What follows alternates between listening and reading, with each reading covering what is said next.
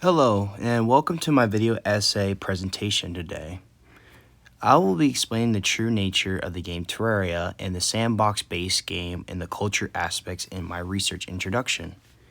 Terraria is an open-world game conceived as a swashbuckling adventure using elements as creativity and first-person perspective and its 2D action adventure. Terraria is a game where you can do anything in the world that you want. You have all the freedom in the world that you can have in this game. This game is a solo and a co-op game as well as a PvP mode. Today I will be talking about the Terraria and its combat guide, survival guide, exploration guide, and of course the creative guide. This is a whole new meaning of what the game Terraria is all about. And before we get started, in the reading, I have read The Learning and Literacy by James Paul Gee, and he explains the dedication of this book to his 6-year-old child and to him trying to teach him the plays and the game as well as learning through literacy. He calls this pop culture. Powerful and creative learning people that can bring aspects which could choose the identity and choose transform for their own ends. Now that we have discussed that, Terraria's central argument makes the mechanics and dynamics of survivability of a success and exploration in its experiment, and the players for creativity rather than just a fixed pattern. The game constantly rewards you with a lot of different loot, as well as you're defeating enemies and completing the main objective. The main objective is the only thing that has been added into the 1.3 edition, as well as the NPCs that you could find around the map and bring into your world as you're creating your house. You can make this world small, medium size, or large, which is the largest, of course, the biggest. And the difficulties can be set from normal, expert, and master. These are the settings that can only be activated when you're creating the world, not the in-game hardcore event. Terraria gives the players so much freedom, independence, and courage for them to solve the problem. Like I said before, in the base game of the 1.3 edition, which happened 10 years ago, has a final ending to this game, which is the final boss, the Moon Lord. During your experience while playing the game, you will have to fight your way through, earning lots of ores and making sure you survive through apocalyptic nights, as well as the blood moon, as well as different solar eclipse, things like that for you to survive. One thing I want to talk about is the biomes and the exploration in this game. There are multiple biomes in this game, but I have a couple in here that I've shown on screen. One of them is green grass. Another one you can see is purple, which is called the corruption biome. Another one that you've seen in here was a snow biome, and then a desert biome mixed in with a corruption. And then one that you saw earlier was a dark blue solution, which is called the glowing mushroom biome. As you can see, obviously there's one more biome that I have not included in here that I'm talking about, is the hollow biome, which is a very beautiful but dangerous biome as well. Some others in here like the jungle and the dungeon as you're seeing on screen, and of course hell, which is not shown on the screen. There are many more biomes in this game, like Crimson and the Graveyard, Fog, but these are some biomes that I have not shown on screen. But the one you can explore your world and see everything on the map and find new treasures that are scattered around different biomes. As you look on your map is not going to show the exact thing, but as you are hovered over it, when you enlarge your map, it will tell you directly what you can see that is shown on your little map that is pixelated. Now for the central argument about Terraria. Terraria is creativity and exploration. It makes a huge difference. Most things I could say for myself, I like to be both. I like to explore and be creative, making my house for NPCs, my friends, and other new players that want to come in and just enjoy the fun. Most players would love to explore, but most players would love to create their houses. I like to do both. The secondary argument I like to point out is that Terraria is perpetuate on the survivability to teach players how to survive during the nights. Survivability is just the same way as Minecraft works. As the sun goes down, mobs start spawning in, and it tries to attack you. But in Terraria, these mobs are a lot stronger than a creeper. As you are defeating the Wall of Flesh, which is the mid-boss wave into your final ending of the main objective, creates a new system called Hardcore Mode. Hardcore Mode changes the entire world of your experience, bringing those new biomes that I explained earlier about the corruption and hollow, or anything that makes the game much harder, into your world. This changes bosses being stronger, making different bosses come in through the jungle, and of course the golems. What makes this game more difficult is that mobs can never lasting spawn in, making it very difficult for players to survive during the nights. There is no sleep mode, unfortunately, in this game because this is not Minecraft. This is a game where you have to survive a whole full night, roughly around 4.5 minutes during the night, making you survive a night full of pain and suffering as you go through the game.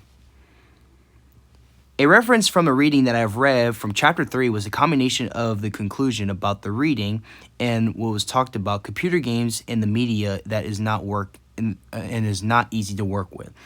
It explains that it is plastic and free to establish technological, ideological, artistical, and educational and neurological aims that will face with what you're doing in the Kogan in the interests with all the potential developers failed by. This was by Ruggedal and McAllister. Most rules and the mechanics in Terraria are significantly based on how much freedom you have in the game. There are no specific rules that makes the game restricted from whatever you want to do. All the freedom in the world is what you can do, what you can build, combat, explore, and adapt to all the rigorous structures through the sandbox world. In Eric Hoffman's GDC talk on YouTube, she explains the new theory of fun in learning, as well as the in shorthanded of the complex psychological process of what she's talking about. Fun is learning, or WTF is learning. In approach of learning of educational gaming world, she explains that there are lots of different mechanics where a game can teach you, where you can learn possibly new things, or the game can learn from you. In an instance, you can learn a lot from Terraria by just simply learning how to craft things without having the box or the crafting ingredients telling you what to do. That's the game learning from you. Where the game is learning from you, or where you're learning from the game, is that you are learning how NPCs can teach you how to survive, how to craft new things, or how to find new NPCs, or even just how to make new things. The next topic I'll be talking about is, of course, the survivability, which is one of the most basic things in a video game that is possible. So when you first load into the game, you load in with 5 red hearts called life crystals. Life crystals are these crystals where you have your life and, of course, 1 mana heart with a cutlass sword, a pickaxe, and an axe for you to mine and to attack, defend, and to cut down trees. You have no armor, and as well as no accessories to help you boost your mana or your entire kit for your armory. These are scattered around the map. Life crystals are also scattered around the map, which increases your hearts, as you can see on the top right of my screen. This shows your hearts being increased all the way maximum to 20. As you defeat the Wall of Flesh, you have something that's called golden hearts, which you see exactly what's on my screen. Golden hearts is what's called life fruits. Once you defeat a boss called Plantera will be defeated and summon something that's called the Temple of Golem. The Temple of Golem is the Golem that is the second to last final boss until the Moon Lord. That, as you've seen earlier on my screen, the Moon Lord was attacking me through that whole entire boss fight. The life fruits is what makes your hearts into golden hearts, which maximizes your entire experience, making your entire kit stronger and better. The main goal for Terraria is to simply not to win. There is no objective to win in the game except defeating the Moon Lord, but to grow stronger and uncover new areas, defeating increasingly difficult bosses and shaping the world the way you want to survive. In this game of Terraria, I will explain the survivability of different armors that you can have in this game. For instance, a couple of things that were mentioned was the armor system. Now, the armor system has a lot of different things that I'm going to be explaining about. One of them being magic, melee, range, summoning, throwable, and sentry. These are the different armor equips that you can use to make your character stronger based on what you want to use for any type of weapons that comes with guns, with melee weapons, with magic, even throwables, or even summoning things to make you not do anything and let the pets or the defending characters that you summon do all the work for you. The next topic I'll be explaining about is the combat. Combat is the main focus in the gameplay and the mechanics of how you defend yourself and the mobs that are attacking you, or the bosses that just want to attack you. Some of these weapons can be crafted and obtained from mobs or be dropped from bosses. These loots are be dropped or enhances that have a chance of dropping, not guarantee. Most of the chances of dropping can be up to 0.002%, which is a hard drop for some bosses or mobs to drop things. Like one of the weapons that I can mention is the Discord. The Discord is one of the most powerful weapons that can teleport you through walls, but has a weakness to it, making you, if you summon it way too many times, you can take away your life away. And it drops every time you use it, and it can eventually kill you. Some other weapons that are very powerful, which I'm going to be explaining, is the Xanthan Sword. The Xanthan Sword is one of the most powerful swords in the game, and it is crafted with multiple pre-hardcore and hardcore weapons. This is a weapon that has been crafted as the most powerful weapon in the game. It is never equipped it in my game, but I have obtained this weapon 5 times, crafting this on a different server. The Xanthan Sword is crafted with a bunch of different things that can be used around each thing of the map, around each material of sword around the maps. Most swords have to be crafted in order for it to be crafted, which makes it hard to obtain all these different loots to be equipped.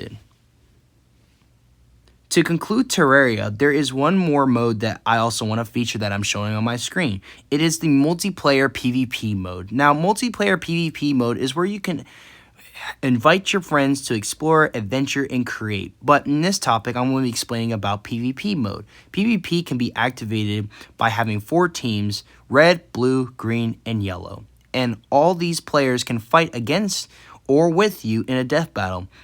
You and your friends can have fun, troll each other, and you, as a fighter, can fight one another. Terraria's greatest strengths come from freedom to the player that gives the player the satisfaction sense of the progression, even when in this weakness, it remains highly efficient in delivering a rewarding, immersive experience because the game's mechanics constantly support a core theme and a goal. Overall, Terraria demonstrates how to communicate with the ideas into making a great sandbox game for you and your friends to enjoy.